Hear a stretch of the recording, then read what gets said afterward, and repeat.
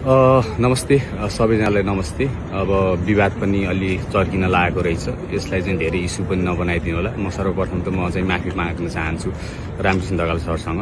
म क्षमा चाहन्छु। अलि आवेशमा आएर बोले, 2-4 शब्द अलि बढी नै गएछ। अलि त्यो आवेशमा आएर अलि हल्का भनौँ अलि म डिप्रेसनको शिकार पनि छु। अलि त्यही भएर अलि हल्का कहिले कसो चाहिँ यसो डिप्रेसनमा गएको बेला चाहिँ अलि बढी नै जान्छ। त्यही भएर चाहिँ त्यसको लागि पनि क्षमा चाहन्छु। तपाईँलाई चाहिँ के भनेछु होइन, अब त्यसको लागि पनि म हृदयदेखि 10 औँला जोडी म क्षमा चाहन्छु। यो चिजहरूलाई चाहिँ विवाद नबनाइदिनु होला। म चाहिँ हृदयदेखि नै म क्षमा चाहन्छु। मैले अब तपाईँलाई त मैले त राखेको होइन, सुरुमा राख्ने त धेरैजना नै हुनुहुन्थ्यो। हजुरको त्यो भिडियोहरू राख्ने धेरैजना नै हुनुहुन्थ्यो। त्यसपछि अलिक पछि चाहिँ म गएछु। अलिक पछि जाँदाखेरि चाहिँ मैले चाहिँ अलि चाहिँ भित्री अङ्गहरू र भित्री कुराहरू कोटाउँदाखेरि तपाईँलाई पनि अब मन दुख्यो होला।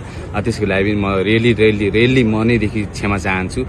म अहिले अलि तनावमै छु। अहिले तनावै भइराखेको पनि छ होइन। त्यही माथि पनि अब म यता जापानतिर पनि अलि हल्का त्यस्तै भएको हुनाले अलिक तनावमै छु। त्यस्तो चाहिँ नगरिदिनु होला। गरिबको छोरो हो होइन, किसानको छोरो हो। अब गरी खान आएको हो। मैले फेसबुकमा पैसा कमाउनको लागि नानाथारी बोल्दै हिँडेको पनि होइन होइन। मैले तपाईँलाई चाहिँ मेरो चाहिँ मन्थली इन्कम पनि देखाइदिउँला। मेरो इन्कम भनेको जिरै हो फेसबुकबाट। त्यस्तो पैसाको लागि म बोल्दै हिँड्दै गरेको पनि होइन। कहिले कसो चाहिँ मनमा चाहिँ यसो आक्रोश भएको बेला चाहिँ बोलेछु होइन। स्वाभाविक कुरो जस्तो पनि लाग्छ एउटा चाहिँ बोल्दाखेरि, तर चाहिँ अलि बोल्ने शैली भएन। त्यसको लागि म क्षमा चाहन्छु। रेली क्षमा चाहन्छु होइन। Sorry, I'm sorry. त्यस्तो चाहिँ नगरिदिनु होला। अब मेरो पनि अब घर परिवार भएको मान्छे हो होइन। अब परिवार छन्, परिवारलाई पाल्ने मान्छे हो। म पनि श्रम गरेर कमाएर होइन आफ्नो घर परिवारलाई पाल्ने मान्छे हो। त्यस्तो काम चाहिँ नगरिदिनु होला होइन। अब सकेसम्म चाहिँ अब यो कुरालाई चाहिँ यहीँ रफा गरिदिनु होला होइन। आइन्दा मैले चाहिँ कुनै पनि व्यक्तिलाई जोडेर, कुनै पनि व्यक्तिलाई मैले चाहिँ नाम जोडेर गाली गलौज पनि गर्ने छैन, गाली पनि दिने छैन। आइन्दा म कुनै पनि सामाजिक सञ्जालमा यस्तो पोस्ट पनि हाल्ने छैन। त्यही भएर चाहिँ अब गल्ती अब मान्छेबाटै हुने हो सर होइन। अब गल्ती अब हरेक मान्छेबाट गल्ती हुन्छ होइन। यति अब चाहिँ गल्ती गरेर अब मैले गल्ती गरेँ, मैले गरेर होइन, गल्ती गरेँ, मैले बोलेछु। त्यही भएर चाहिँ त्यो चिजमा चाहिँ मैले चाहिँ मैले चाहिँ आफ्नो गल्तीलाई स्वीकार्छु होइन। मैले स्वीकार्छु। मैले चाहिँ अलि नाना थरी अब 2-4 त शब्दहरू पनि भने हुँला त्यसमा चाहिँ। त्यही भएर चाहिँ त्यसको लागि चाहिँ रेली 10 औँला जोडी म चाहिँ क्षमा चाहन्छु सर। अब त्यस्तो नगरिदिनु होला। त्यही भएर चाहिँ एउटा काम गरेर खाने मान्छे हो, मजदुर गर्ने मान्छे हो। अब जापानमा अब चाहिँ यसो बसेर अब चाहिँ जापानमा अब 2-4 रुपियाँ पैसा कमाएर घर परिवार पाल्ने मान्छे हो होइन। आमा बिमारी हुनुहुन्छ, आमालाई पनि हस्पिटल खर्चहरू पठाइदिइराख्नुपर्छ। बुवाहरू चाहिँ अब बुढो हुनुभयो, गर्न सक्नुहुन्न। गर्ने भनेको घरको एक्लो मै हो होइन। त्यही भएर प्लिज सर अब यस्तो चिजहरूलाई चाहिँ अब चाहिँ विवाद चाहिँ नबनाइदिनु होला। त्यही भन्न चाहन्छु।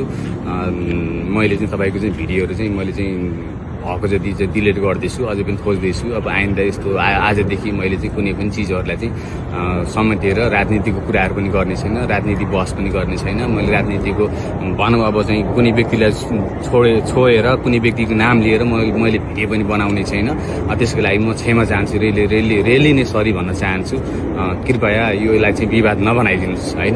म भर्खर कामबाट आएको, फेरि अर्को काममा जानुपर्ने छ होइन। त्यही भएर चाहिँ अब चाहिँ यसलाई चाहिँ फेरि तपाईँहरूले चाहिँ धेरै ठुलो चाहिँ विवाद बनाइदिनु भयो भने घर परिवारलाई पनि अलि अप्ठ्यारो हुन्छ। त्यही भएर चाहिँ मैले चाहिँ रेली सरी भन्न चाहन्छु रामकृष्ण सर।